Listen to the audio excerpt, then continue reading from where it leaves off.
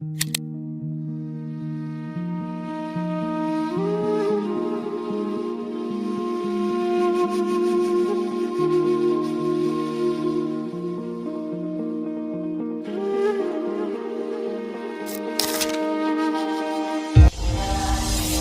ചിത്രങ്ങൾ എന്റെ ക്യാമറയിലല്ല പതിഞ്ഞത്, എന്റെ കണ്ണുകളിൽ, എന്റെ ഹൃദയത്തിൽ, എന്റെ മനസ്സിലെ ഒരു കൊച്ചു ചില്ലുകൂട്ടിൽ. അവളെക്കുറിച്ചുള്ള എന്റെ സ്വപ്നങ്ങളുടെ ചിത്രങ്ങളെല്ലാം ഞാൻ സൂക്ഷിച്ചു.